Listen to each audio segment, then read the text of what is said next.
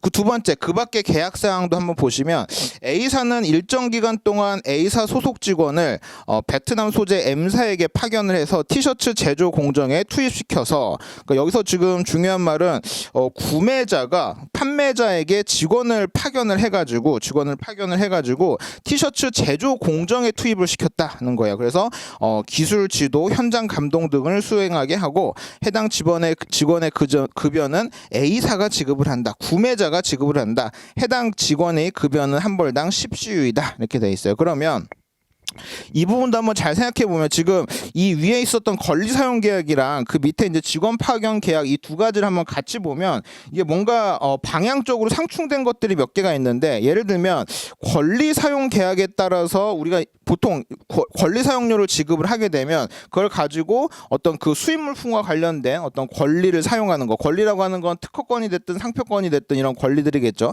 그걸 이제 사용을 할 수 있게 해야 되는데, 지금 여기서는 뭐냐면 S라는 사람이 권리 사용료를 지급을 받은 다음에 그것을 가지고 M사에게 디자인과 패턴지를 제공을 해서 수입 물품을 만들도록 했으니까 사실 이제 방향이 조금 다른 거죠. 일반적인 권리 사용료랑. 그래서 지금 생산 지원비, 다시 말해서 티셔츠라는 수입 물품을 만드는데 필요한 디자인과 패턴지를 제공했다라는 측면에서 실질적으로는 생산 지원을 한 것이 된다라고 하는 거고, 명목상 A가 지급하는 것은 권리 사용 계약에 따라서 권리 사용료를 지급하지만 그것이 실질적으로는 생산 지원과 수입 물품 티셔츠를 생산하는 데 사용되는 어떤 용역과 그다음에 패턴지다라는 측면에서 생산 지원비다라고 생각을 하시면 될 것 같고, 두 번째 케이스는 뭐냐면 원래는 일반적인 경우라고 하면 티셔츠를 만드는데 필요한 기술 지도나 현장 감독 등은 원래는 누가 수행을 해야 되는 거냐면 티셔츠를 제조하는 M사가 다 수행을 해야 되는 비용들인데,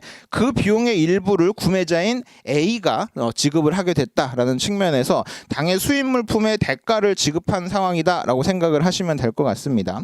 그래서 지금 보면 또 보셔야 될 게, A사가 실제로 M사에게 지급한 것은 뭐죠? A사가 M사에게 제공하고 지급한 것은 뭐냐면, A사 입장에서 보면 직원을 파견하면서 직원 급여, 다시 말해서 그 대가를 돈으로 지급을 하게 된 거죠. 그래서 지금 이것도 이제 어떻게 보면 M사가 뭔가 티셔츠를 생산하는 데 들어가는 비용이기는 한데 이게 생산 지원 비용으로 볼 수 있는지를 한번 판단을 해보셔야 되는데, 생산 지원비는 알고 계시는 네 가지 범위가 될 텐데, 그죠? 네 가지 범위가 될 텐데 실제로 이 A라는 사람이 지급한 것은 대금 지급이었기 때문에 생산 지원과는 관련이 없다라고 생각을 하시면 되겠습니다. 다시 말해서 조금 더 명확한 제가 사례들 뒤에서 조금 더 정리를 해드릴 텐데, 지금 여기서 중요한 것은 티셔츠를 만드는 데 들어가는 제조 원가에 해당하는 비용인지 아닌지를 판단하는 게 제일 중요한 것 같아요. 지금 보면 지금 이 해당 직원을 파견해서 수행하게 한 활동이 티셔츠 제조 공정에 투입시켜서 기술 지도나 현장 감독, 다시 말해서 원래 A가 지급하지 않았으면 M이 반드시 지급해야 될 제조 원가에 해당하는 항목이기 때문에 그 비용을 지급한 건 마찬가지로 PAPP의 일부로 봐서 과세額에 포함시켜야 된다라고 최종적인 판단을 하시면 되겠습니다. 자, 그래서 지금 양가로 1번 4점짜리 문제 한번 보면, A사가 지급하는 권리 사용료의 관세평가상 가산 요소 및 과세 여부를 서술하시오. 올해 시험 문제에서도 좀 비슷한 문제가 있었어요.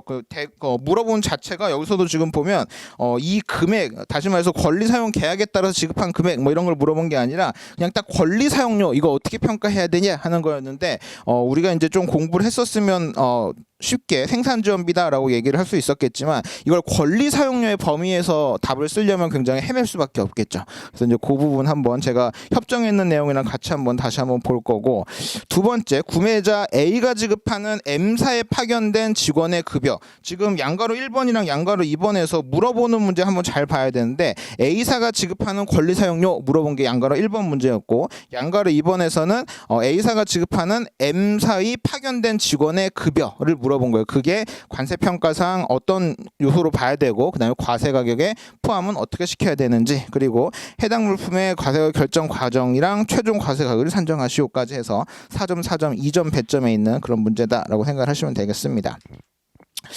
일단 결론은 제가 좀 쉽게 말씀을 드려서 그렇게 한번 보시면 될 것 같고, 이거 관련해서 좀 몇 가지 좀 응용될 수 있는 문제랑 정리할 수 있는 분들을 같이 한번 볼게요.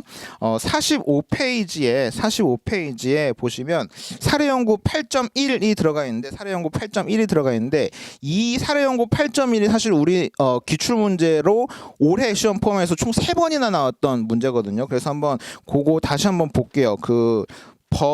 저희 협정집 가지고 계신 분들은 274페이지 보시면 되고, 고득점 교재 가지고 계신 분은 198페이지 한번 잠깐 보시면 좋겠습니다. 198페이지랑 협정집 가지고 계신 분은 274페이지.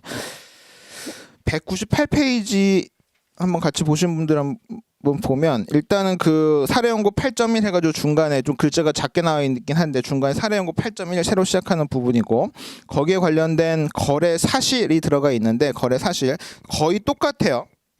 한번 보시면 거래 사실에서 첫 번째 1번 중간에 보면 XCO는 ICO를 대리하는 LCO가 무료로 제공하는 패턴지를 사용하고 있다라고 했고, 그 종이 패턴지를 이용해서 디자인을 사용할 수 있는 권리를 제공한다라고 했었고, 그 다음에 4번 사실관계에도 보시면 이 지급하는 것도 마찬가지로 권리 사용 계약에 따라서 권리 사용료를 LCO에게 지급을 한다라고 한 부분까지 거의 이제 사실은 사례연구 8.1에 있는 문제를 거의 똑같이 출제한 문제다. 2018년도 6번 문제 거의 똑같이 출제한 문제다라고 보셔도 좋을 것 같습니다.